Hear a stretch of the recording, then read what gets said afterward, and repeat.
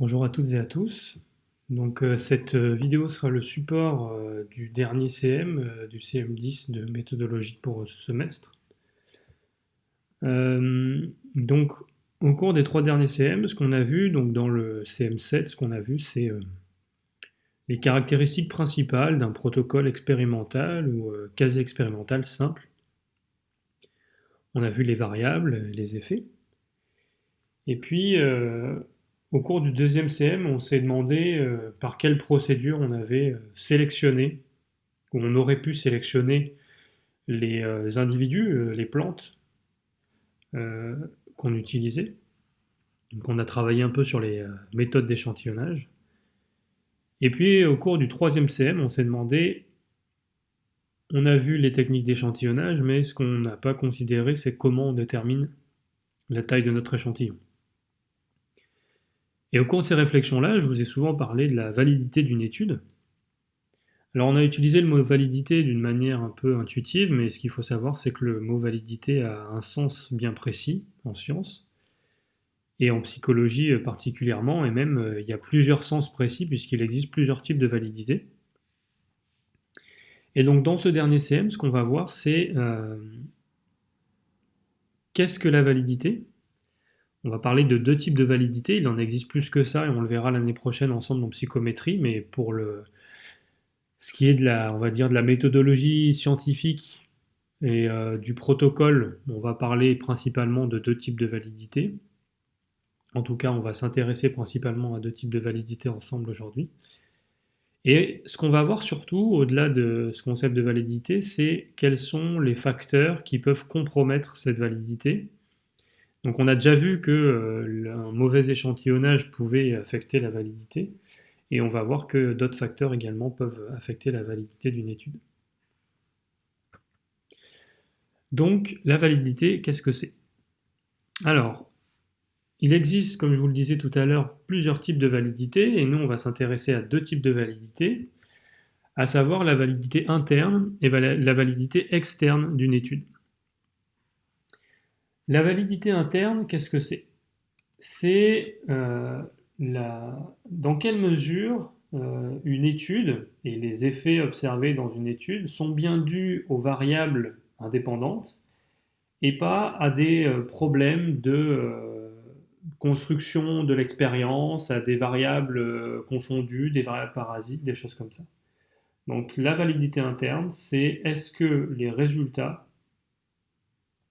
obtenus, donc par exemple la différence entre des groupes, est bien attribuable à la variation de la variable indépendante et pas à d'autres problèmes dans le protocole d'expérience, dans la manière dont les résultats sont reportés, etc. Donc ça, c'est la validité interne.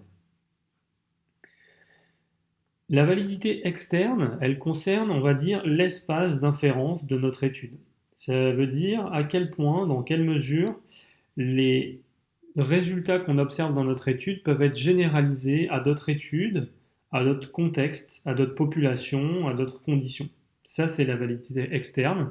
Et ces 2 validités peuvent être éventuellement compromises dans une étude. Alors, on va parler de facteurs qui peuvent influencer et compromettre cette validité. On va surtout parler des problèmes qu'on peut observer concernant la validité interne, mais il peut aussi exister des effets négatifs sur la validité externe dans certaines conditions.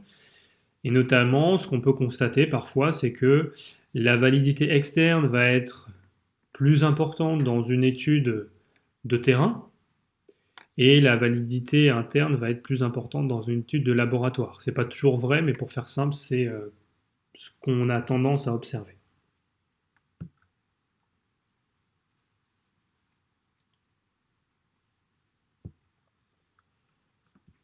Alors, parmi les facteurs qui peuvent affecter la validité, et notamment la validité interne, on a ce qu'on appelle les biais expérimentaux.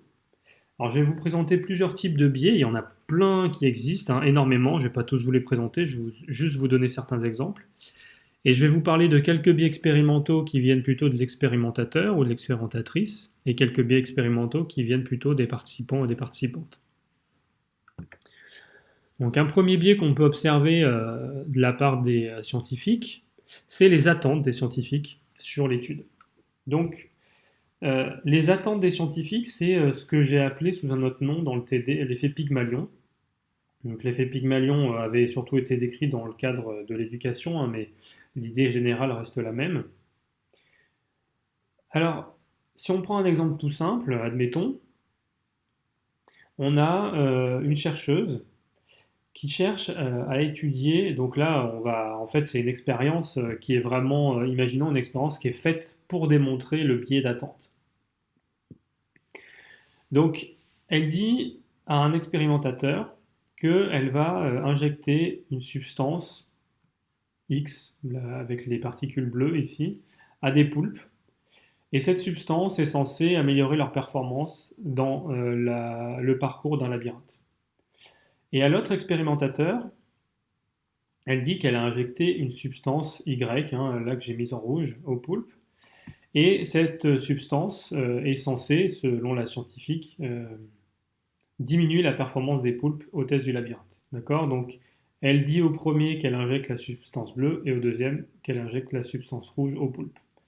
Donc cet expérimentateur croit que les poulpes de son groupe ont reçu la substance bleue et cet expérimentateur croit que les poulpes de son groupe ont reçu la substance rouge. Et ensuite, chaque expérimentateur va faire passer le test du labyrinthe, peu importe le test particulier, c'est pas important. Chaque expérimentateur va faire passer le test à son groupe de poulpes. Mais en réalité, ce que l'expérimentatrice a fait, c'est qu'elle a injecté une substance placebo, hein, une substance avec sans principe actif, hein, des particules neutres que j'ai représentées en blanc. Et ce groupe en haut de poulpe et ce groupe en bas de poulpe ont eu la même substance. Donc normalement, ils ont la même performance à la base en moyenne, hein, puisque les poulpes ont été répartis aléatoirement entre les groupes. Donc cette répartition aléatoire, on va considérer qu'il y a un grand nombre de poulpes, hein, qu'il n'y en a pas que 5, et on va considérer que la répartition aléatoire a bien fait les choses et que les groupes sont équivalents en termes de performance avant l'injection. Et après injection, du coup, vu que la substance est neutre et qu'elle n'a pas de principe actif, normalement, la performance devrait être la même. Mais comme l'expérimentatrice a fait croire la chercheuse a fait croire au premier expérimentateur qu'elle avait injecté une substance qui aidait les poulpes et à l'autre une substance qui diminue la performance, et ben l'effet d'attente des expérimentateurs, ce serait lequel? Ce serait que cet expérimentateur s'attend à ce que ses poulpes soient meilleurs, puisque il croit que les poulpes ont eu une substance injectée qui va les aider. Et du coup, consciemment ou non, dans la manière dont il va interagir avec les poulpes, dans la manière dont il va mesurer les choses, dans la manière dont il va réaliser l'expérience, et ben peut-être qu'il va influencer le comportement des poulpes et que ça va légèrement les aider à réaliser le labyrinthe. Et d'une manière complètement inverse, cet expérimentateur qui croit que les poulpes ont eu une substance nocive pour leur réussite, et ben consciemment ou non, avec le comportement qu'il adopte envers les poulpes, va diminuer la performance dans le labyrinthe. Donc ça, c'est une expérience qui serait éventuellement, c'est une expérience fictive, hein, qui serait designée pour illustrer cet effet d'attente. Mais sans ça, même si on avait un design plus courant, où par exemple on évaluait simplement un placebo par rapport à une substance active, hein, admettons qu'il y a un groupe qui reçoit une substance active pour de vrai et un groupe qui reçoit le placebo, eh ben, il pourrait éventuellement peut-être y avoir des effets d'attente si les expérimentateurs sont au courant de la substance qui est prise par chacun des deux groupes. Donc voilà un premier biais qu'on peut éventuellement observer. Alors c'est un biais qui est documenté dans la littérature scientifique, mais qui aujourd'hui on n'est pas capable de bien quantifier la magnitude de ce biais. Donc on ne sait pas si c'est un biais très important ou pas. On sait que c'est un biais éventuellement possible contre lequel il faut s'armer pour essayer de le contrer au maximum, mais on ne sait pas dans quelle mesure il intervient et quand est-ce qu'il intervient exactement. C'est assez compliqué de l'étudier. Alors je vais vous parler de deux autres biais que je ne vais pas illustrer en détail parce que c'est juste pour vous donner un exemple. Le premier, c'est les attentes des scientifiques sur la mesure prise, et le deuxième, c'est les attentes des scientifiques sur les analyses. Alors les attentes des scientifiques sur la mesure, ça peut être quoi? Ça peut être par exemple, vous mesurez une température, et du coup, vous allez avoir une attente envers les températures possibles que vous allez mesurer. Et du coup, le biais, c'est que vous allez avoir tendance à aller vérifier des températures qui vous semblent étranges que des températures qui vous semblent normales. Alors ça peut paraître être un comportement sain, et ça l'est dans certaines situations, mais le problème du coup, c'est qu'il va y avoir un biais de vérification des données selon la mesure qui est prise, et ça peut poser un problème parce que on peut vite se rendre compte que non seulement ça peut amener à écarter certaines valeurs qui semblent étranges alors qu'elles ne le sont peut-être pas forcément, et ça peut aussi diminuer la propension à aller vérifier des valeurs qui ne semblent pas étranges. Donc les attentes des scientifiques sur la mesure peuvent venir éventuellement biaiser les valeurs considérées par les scientifiques. Et donc le troisième point, les attentes des scientifiques sur les analyses, eh ben, c'est des attentes qui peuvent être liées au fait que les scientifiques vont avoir une idée sur l'hypothèse qu'ils veulent tester. Et vous savez qu'il y a plein de choix possibles à faire hein, quand on fait des analyses de données. Par exemple, eh ben, il faut filtrer les données, il faut filtrer selon des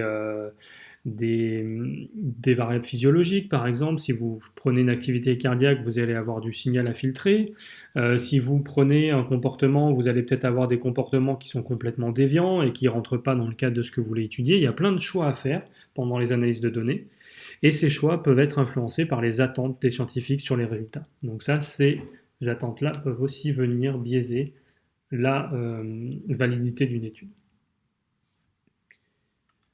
Un quatrième point que je voudrais illustrer ici, encore une fois, je vous illustre 4 points, mais il pourrait y en avoir plein d'autres, c'est les caractéristiques des scientifiques. Alors,